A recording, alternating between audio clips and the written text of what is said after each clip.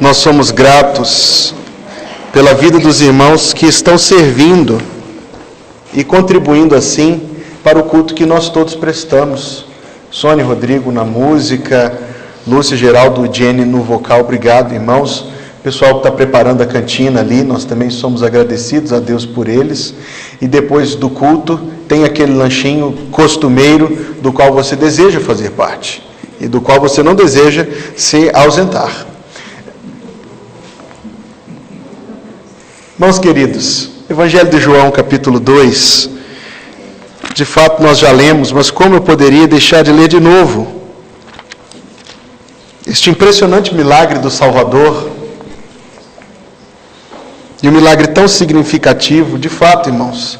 Nós pregamos no ano passado sobre o 7 Eu Sou do Evangelho de João, mas este ano meu coração está muito emocionado, se eu posso ser tão sincero assim, de pregar sobre os 7 milagres, porque as obras de Deus, como nós cantamos neste culto, grandes são as tuas obras, foi o primeiro cântico.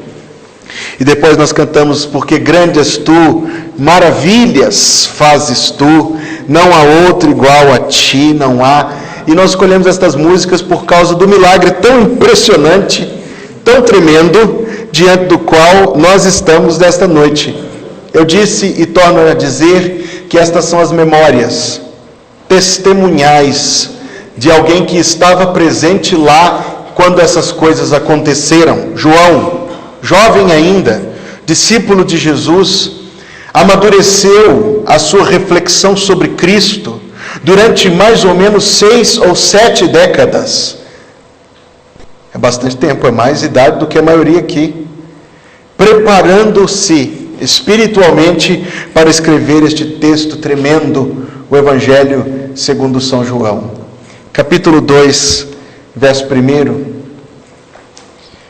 E ao terceiro dia, e eu não posso me deter nesta expressão, porque eu planejo no ano de 2020, a não ser que o Senhor venha nos buscar primeiro, ou me buscar primeiro, no ano de 2020, pregar sobre o Evangelho de João nos cultos da manhã, e aí eu poderei me deter nos detalhes. Mas basta informar os irmãos que este milagre aconteceu num sábado.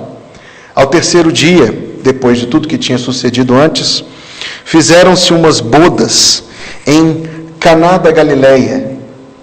Caná era uma cidade tão pequena, tão pobre, tão esquecida, tão obscura do mundo.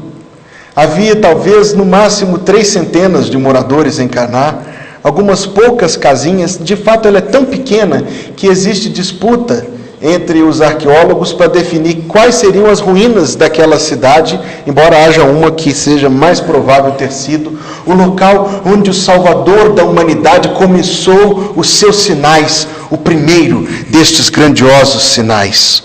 Fizeram-se umas bodas e estava ali a mãe de Jesus. Eu disse que eu não vou me deter nos detalhes do texto.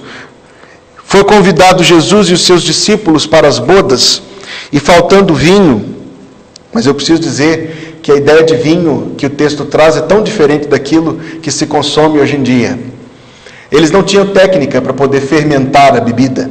Se eles a retivessem por muito tempo, ela vinagraria, tornar-se vinagre.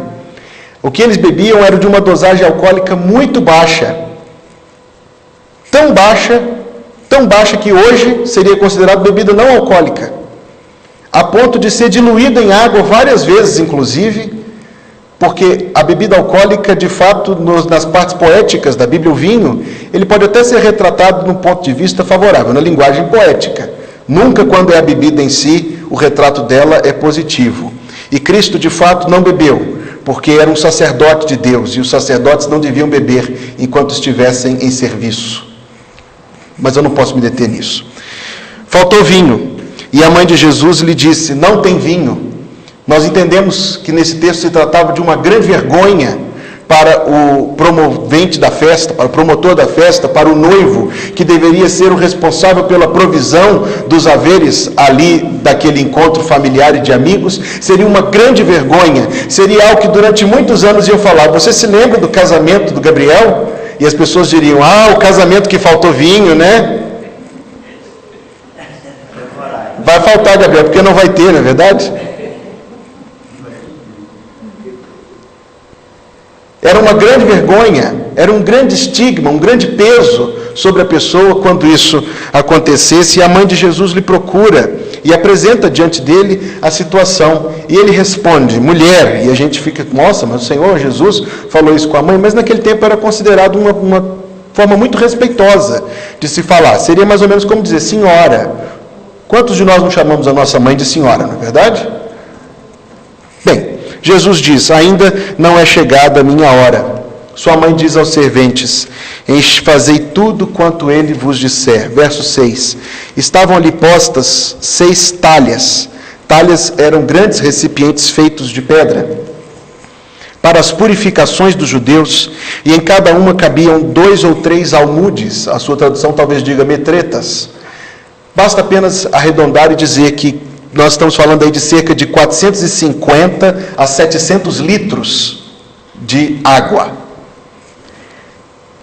Disse-lhes Jesus, enchei de água essas talhas, e encheram-nas até em cima. E disse-lhes, tirai agora e levai ao mestre-sala. E nós temos a impressão de que se tratava de uma festa de ricos, mas sendo em Caná não era. O mestre-sala era apenas um parente mais graduado, mais experimentado, talvez o mais rico da região, o coronel, como se usava aquela expressão antigamente, e ainda se usa nos interiores do Brasil, uma pessoa de maior posse, talvez um fazendeiro, porque Caná era pobre, viu minha gente? Então ele tinha uma fazendinha, umas cabecinhas de gado, e por ser essa pessoa de mais honra, de mais responsabilidade, ele foi colocado como o líder da festa, aquele que fazia as orações, aquele que era responsável pelos momentos da tradição. Quando ele provou a água feita vinho, verso 8, não sabendo de onde viera, se bem que o sabiam os serventes, chamou o mestre-sala, esse convidado de honra, e os serventes aqui, não mais que voluntários, ao esposo e disse, todo homem põe primeiro o vinho bom, e quando já tem bebido bem, então o inferior, mas tu guardaste até agora o bom vinho. Um atestado do que aquele milagre produziu era algo notável. Aquele senhor que era colocado como mestre-sala da festa, eu não imagino que ele devia ser alguém muito privilegiado, não, porque, reitero, Caná era pobre, era obscura, era pequena, era esquecida, mas ele talvez já tivesse bebido algum vinho melhorzinho que tinha por ali, e esperaria daquele casamento, no máximo, alguma coisa assim, no máximo. Mas quando ele provou daquela bebida produzida pelo poder criador de Deus, ele disse, eu nunca tomei nada dessa qualidade. Assim, diz o verso 11, Jesus começou os seus sinais em Caná da Galileia e manifestou a sua glória, e os seus discípulos creram nele. Eu disse a vocês no domingo passado que a palavra sinais, que aqui é empregada, quer dizer não apenas coisas maravilhosas em si, mas coisas que têm significado. Coisas que significam, que querem dizer alguma coisa, e o significado delas pode ser alcançado por nós. Eu não quis perder muito tempo nas nuances do texto, se Deus quiser no futuro, poderei estudar esse texto com os irmãos, mas o significado básico deste milagre, essencial, o indisputável, aquilo que nós devemos guardar no nosso coração, é que nosso Senhor Jesus pode fazer, por sua vontade, coisas inimagináveis, coisas, como diz o apóstolo Paulo, maiores do que aquilo que nós pedimos ou pensamos. Pense comigo só por um segundo, sem a gente querer investigar muitos detalhes do texto, que esse texto está dizendo que Jesus Cristo, nosso Senhor, pela sua vontade e pelo seu poder, transformou 700 litros de água em 700 litros de vinho, e isso foi relatado por muitas pessoas, inclusive o que lemos aqui foi uma testemunha ocular disso. Você parou para pensar nisso? É grandioso? É impressionante? O poder de Jesus é assim. Ele faz coisas maravilhosas. A mensagem espiritual deste milagre é de transformação de vida. A mensagem espiritual deste milagre é que o poder de Deus toma pecadores como nós e os transforma em filhos do céu. Tira pessoas das trevas e as traz para a luz. que Deus consegue implantar dentro do nosso coração uma nova natureza, que Deus opera um milagre tremendo da sua graça para a nossa salvação em nossa vida. E é assim que nós devemos compreender este milagre, e é assim que nós devemos olhar para a nossa vida cristã e para a salvação que nós recebemos do céu, um grande, maravilhoso milagre que Deus fez pelo seu poder e pela sua vontade em nossa vida.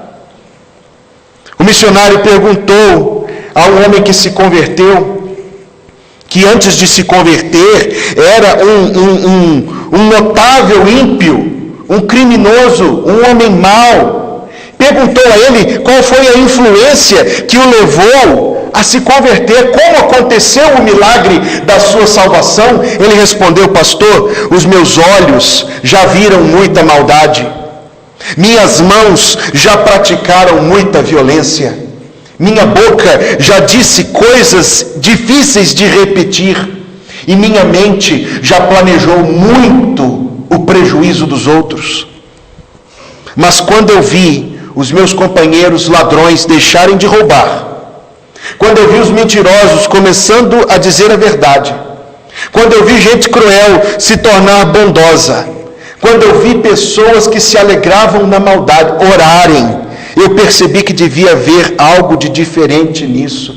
Ele diz: eu vi a transformação de vida deles e minha vida também foi transformada. Este é um milagre. Toda pessoa que conhece a Cristo pode contar a sua própria história de como isto lhe aconteceu. O notável deste milagre é que ele mostra que o poder de Deus consegue transformar coisas. Mas deixa eu dizer em segundo lugar que o poder de Deus consegue transformar coisas em lugares que a gente nem imagina. Porque o primeiro dos milagres de Cristo, o primeiro dos seus sinais, aconteceu num vilarejo tão obscuro, tão pobre, tão pequeno, tão esquecido do mundo quanto Caná da Galileia. Satanás, quando tentou o Senhor Jesus, disse a ele: vai lá no templo, pule do ponto mais alto, da torre mais elevada, para que os anjos te carreguem, e assim todos crerão que você é enviado de Deus. Aqueles que zombavam do Senhor na cruz disse: você não salvou a tantos? Salva a si mesmo, desce daí. Mas a sabedoria de Deus escolhe fazer um milagre, o principal, porque primeiro dos sinais de Cristo, num lugar tão pouco notável, tão pouco visível, num casamento de gente que alguns acreditam que eram até parentes de Cristo, ou muito próximos à sua família, em que as pessoas que estavam ali eram pessoas sem importância, e nós fica ressaltado diante de nós, irmãos, que o milagre de Deus pode acontecer na vida de qualquer pessoa. Que a obra de salvação é justamente esta, que a graça de Deus abrace pessoas perdidas nos seus pecados e as transforme de forma maravilhosa, impressionante. Isso aconteceu lá, acontece hoje, acontecerá todos os dias até que o Senhor venha nos buscar. Jesus orou: graças te dou, Pai, Senhor do céu e da terra, porque ocultaste estas coisas, a grande revelação do céu, a grande salvação do Evangelho, ocultaste estas coisas dos sábios e entendidos e as revelaste aos pequeninos.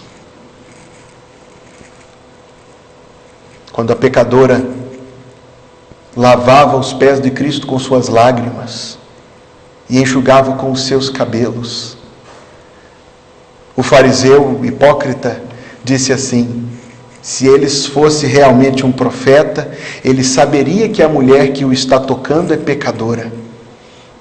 O Evangelho de Lucas nos diz que Cristo conheceu os pensamentos daquele homem e disse assim: Simão, eu entrei na sua casa e você não pediu ninguém para lavar os meus pés. Eu entrei na sua casa e você não me saudou com um beijo. Mas esta mulher,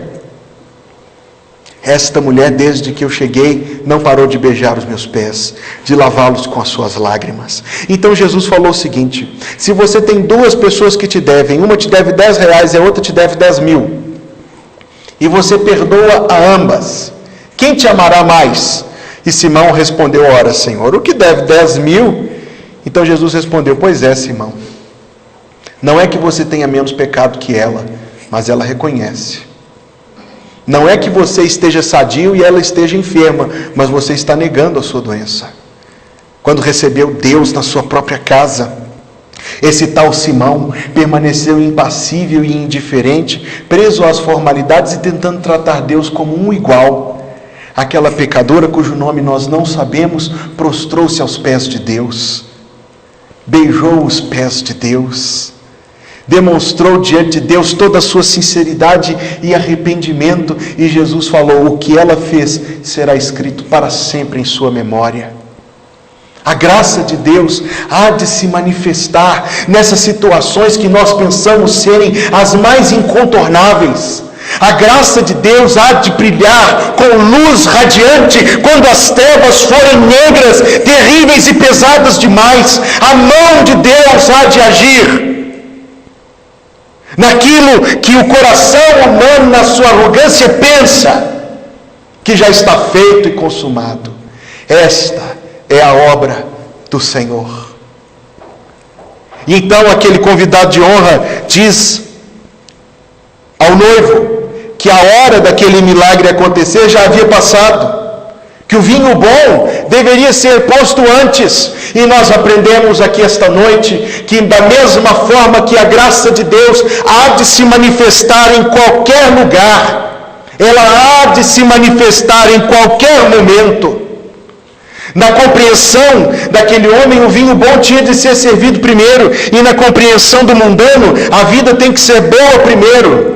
Tem que ser forte na juventude. E nós vemos o relato de algumas pessoas que olham para a sua juventude com saudade tremenda, lamentando a idade que chegou e muito mais a que virá. Mas a vida da salvação diz-nos que aqueles que confiam no Senhor, está no Salmo 84, irão de força em força. Diz-nos a palavra de Deus que o nosso homem exterior corrompe-se a cada dia, mas o interior se renova a cada dia. Este milagre. Diz-nos a palavra do Senhor que nós vamos de glória em glória, conquanto salvos, a cada dia refletindo mais a imagem do Senhor Jesus. De fato, meus queridos amigos, se a graça de Deus pode atuar em qualquer lugar, ela pode atuar em qualquer momento da vida. E alguém dirá: pastor, o tempo de eu me converter já passou. Se essa palavra chegasse a mim quando eu era jovem, pastor, se essa palavra chegasse a mim quando eu era jovem, eu me converteria, mas hoje não. Se a proposta de Cristo de uma vida rica e abundante chega a nós e a pessoa diz: ah, pastor, já estou cansado para essas coisas. Lembre-se que o vinho melhor, pela mão de Deus, foi servido no final da festa. Lembre-se que a graça de Deus pode atuar em qualquer momento. E de fato a conversão é assim. Nós sentimos primeiro um grande peso de culpa sobre nós. E nós sentimos a consciência do julgamento de Deus que infalivelmente se dirige contra nós. Até que alcancemos a paz que Cristo dá. Paz maravilhosa, paz abundante, paz verdadeira. E aí o vinho melhor novamente é servido no final da festa, que é só o começo. Adentrando nós na eternidade, haverá perante nós cálice transbordante. Foi isso que ele disse: o Senhor é meu pastor, tu preparas uma mesa perante mim, unges a minha cabeça com óleo, o meu cálice transborda. Um antropólogo ouviu falar de uma tribo no interior da selva, que se tinha convertido pelo esforço de um missionário. Então ele foi lá para conhecer aquela tribo, mapear os seus costumes, relatar a sua história, e encontrou o líder da tribo lendo a Bíblia. E disse a ele: mas você não sabe que este é um livro ultrapassado? Mas você não sabe, ele disse, que este é um livro de fábulas e de mitos e de histórias inventadas? Você não sabe que este é um livro dos atrasados e dos fanáticos? Você não sabe que este é um livro cheio de ideias fantasiosas? Ao que o homem respondeu a ele, falou assim: olha, moço, que pena que o senhor não gosta da Bíblia, porque se não fosse ela, o senhor já estava no caldeirão.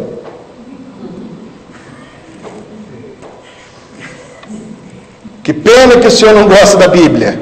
Porque se não fosse a Bíblia, o senhor já tinha virado janta. Rimos, mas é verdade. Este é o milagre que Cristo fez. Eu preciso dizer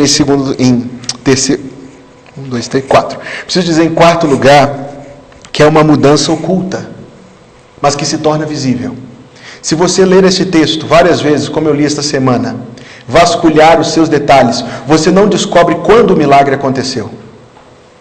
Foi quando eles tiraram a água das talhas para passar para os jarros? Não sei. Foi quando levaram os jarros para o mestre-sala? Não sei. Foi quando o mestre-sala tirou para provar? Não sei. Foi lá no rio, lá atrás, onde tiraram a água? Também não sei. É um milagre oculto. Nós não vemos Jesus fazendo um movimento de mãos. Nós não vemos Jesus fazendo uma oração pelo vinho. Nós não vemos Jesus mergulhando o seu dedo ali naquelas talhas. Nós não vemos nada acontecer. E no novo nascimento nós não vemos nada acontecer. A transformação de vida que o Evangelho produz em nós é oculta. A maioria de nós sabemos que nos convertemos, mas não sabemos quando. E nem sabemos dizer em que ocasião exatamente isso se deu, porque é um milagre oculto. É um milagre invisível, mas que se torna visível.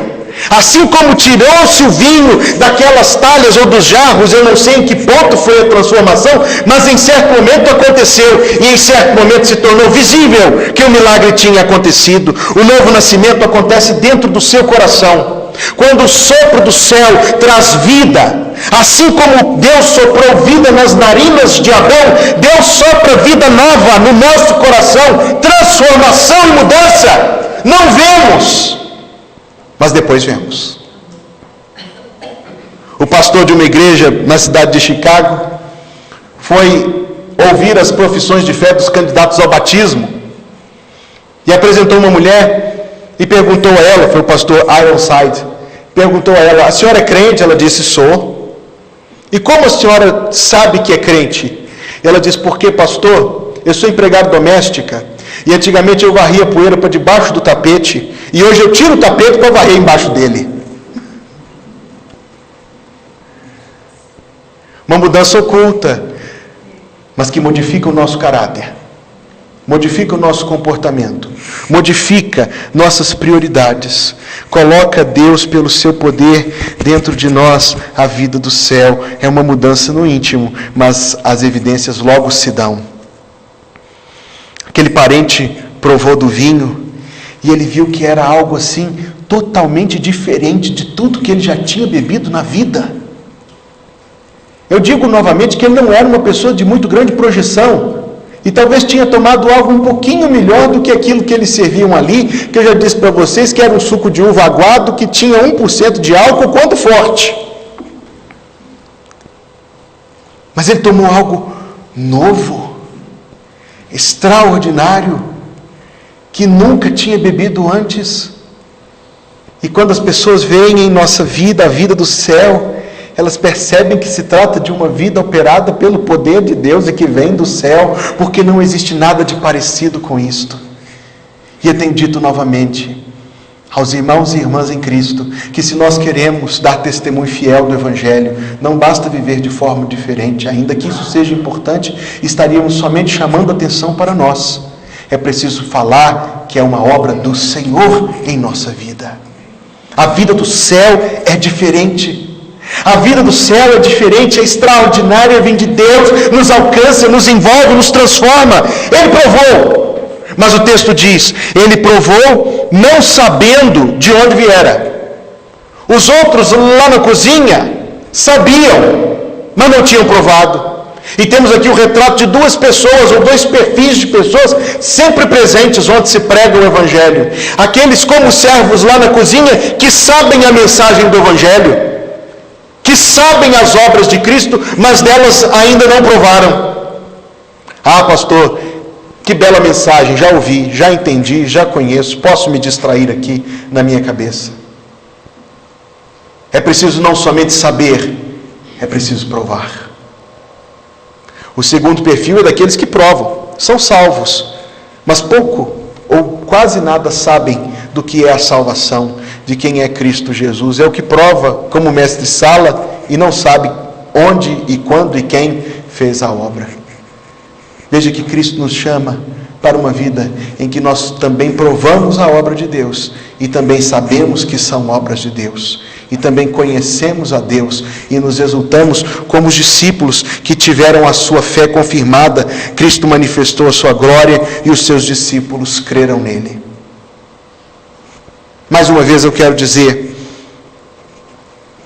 sobre como esse grande sinal acontece. Você entendeu o problema que tinha acontecido ali? Não tem vinho. E eu vou supor que também não tinham dinheiro para comprar mais. Não tem, pastor. Não tem. Acabou. Procuram a Deus e Deus dá a seguinte resposta: encham de água estas talhas. E alguém vai dizer, mas o que isso tem a ver com o problema? O que isso tem a ver com o problema? Eles então, sem entender muito bem a lógica entre uma coisa e a outra, vão fazer o que Deus mandou fazer. E aí nós entendemos que o grande instrumento para que este milagre aconteça é a obediência àquilo que Deus diz, ao que a palavra de Deus diz. Quando nós sentimos a nossa consciência pesada pela culpa do pecado, quando nós buscamos a ajuda do céu, ou talvez o nosso coração da noite para o dia se torna muito mais curioso com as coisas que dizem respeito à salvação, nós gostaríamos de nos matricular num curso da Bíblia de A a Z, mas a palavra de Deus é esta sempre, a toda pessoa. O Estatuto da Salvação tem 2 artigos. Artigo 1, arrependei-vos. Artigo 2, crede no Evangelho. Mas o que isso vai resolver? O meu problema aqui de hoje. O que isso vai satisfazer a minha curiosidade? O que isso vai trazer para o meu coração? É a mesma situação, assim como aqueles não sabiam o que Deus ia fazer. Quando mandou tirar água para transformá-la em vinho, basta nos ouvir o estatuto do céu. Arrependei-vos e crede no Evangelho para que o milagre de Deus aconteça.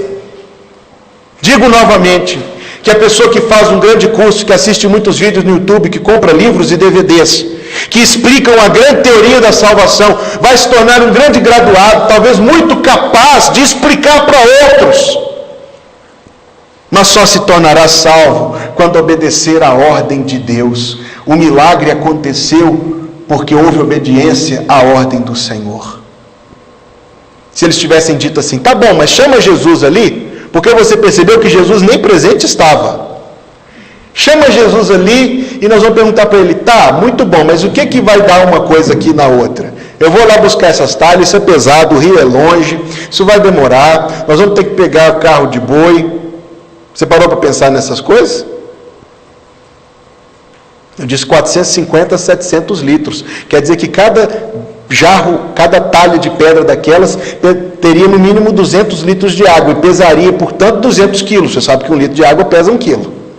Afora a talha, que sendo de pedra, não era pequena, não era leve. Então eles vão falar assim, tá bom, mas nós vamos ter que fazer toda essa mão de obra aqui para dar no que mesmo? Não questionaram. Não apresentaram diante de Deus seus reclames. Fizeram o que Deus mandou e Deus fez a sua obra. Precisa de paz no seu coração? Você precisa da bênção do céu? Você precisa da graça do Senhor? Não relute com Deus. Não resista a Deus. Faz aquilo que Deus manda fazer. E a obra do Senhor há de ser maravilhosa. E eu preciso dizer em último lugar, então, sobre os efeitos deste grande sinal. Assim, Jesus manifestou a sua glória. A glória de nosso Senhor Jesus é manifesta a cada dia, A glória de Jesus é manifesta a cada coração que se rende ao Senhor, que crê em Jesus, em quem acontece este milagre sublime e maravilhoso da transformação de vida. Cada vida que Cristo salva, cada vida que Cristo restaura e transforma, assim, novamente e novamente e novamente, Jesus manifesta a sua glória. A cada vez que alguém é salvo, Jesus manifesta a sua glória. A cada vez que alguém é transformado, Jesus manifesta a sua glória. A cada vez que a mão poderosa de Deus age, Jesus manifesta a sua glória. Amém. O dono do bar reparou que o seu velho cliente parou de amarrar a égua na porta do bar e começou a amarrar do outro lado da rua, onde ficava a igreja batista. Quando ele passava, falou assim: ó fulano, vem cá, você trocou de bar?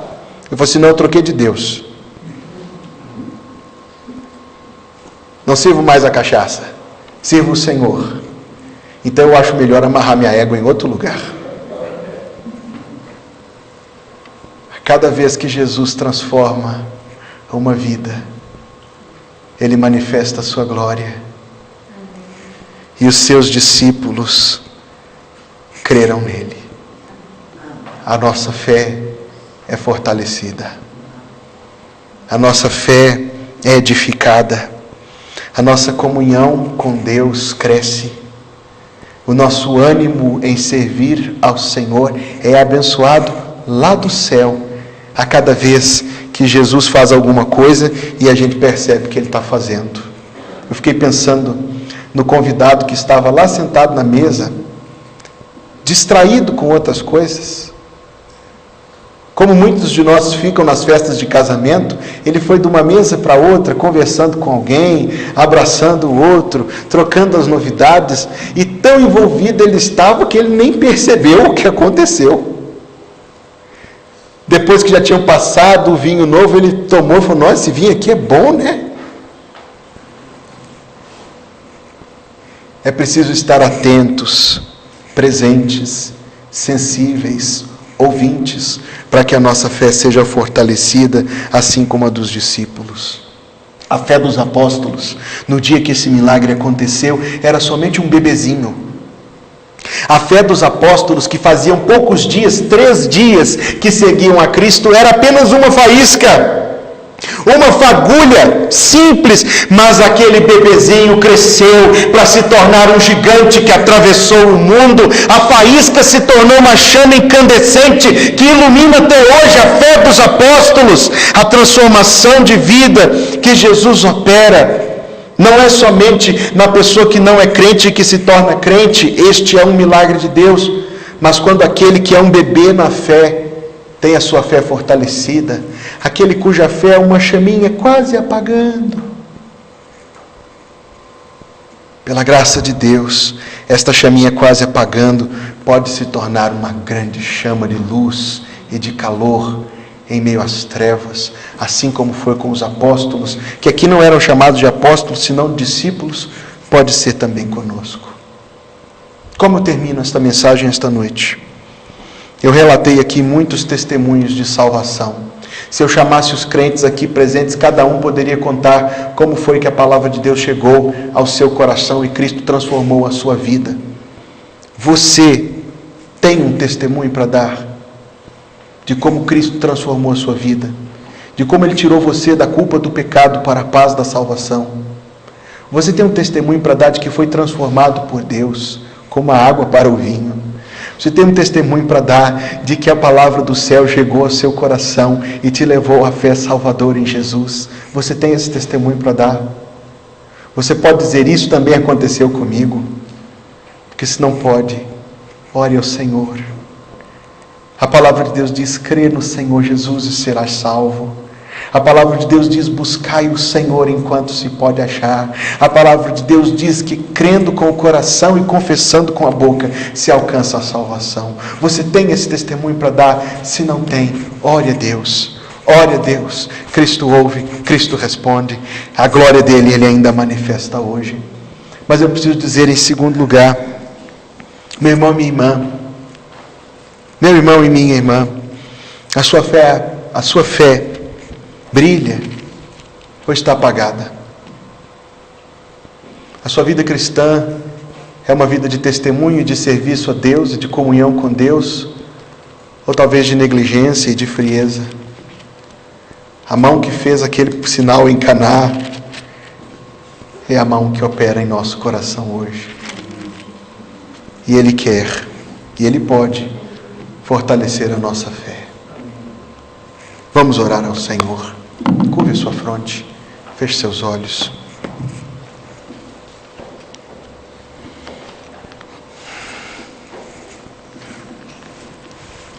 Posso orar por você?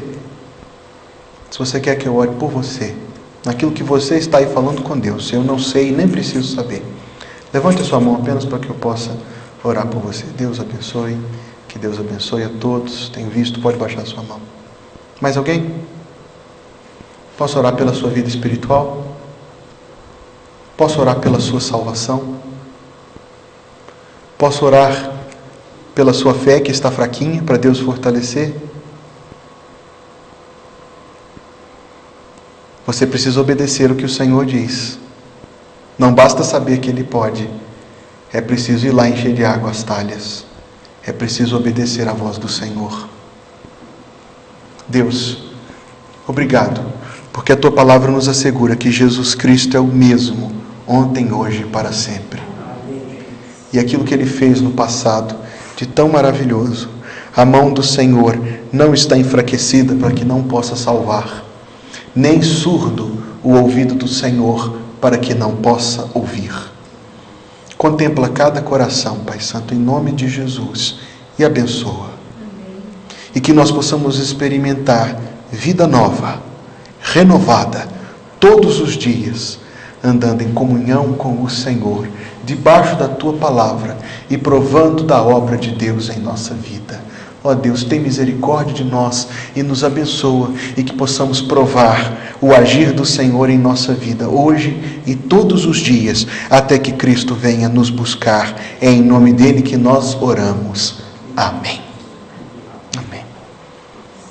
Põe-se em pé e vamos cantar graça, amor e comunhão.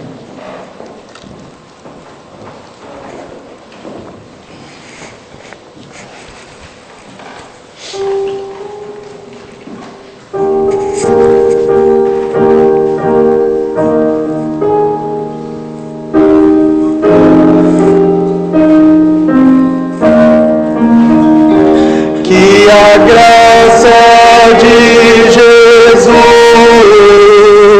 o amor de Deus o Pai e a comunhão do Espírito em nós, que a graça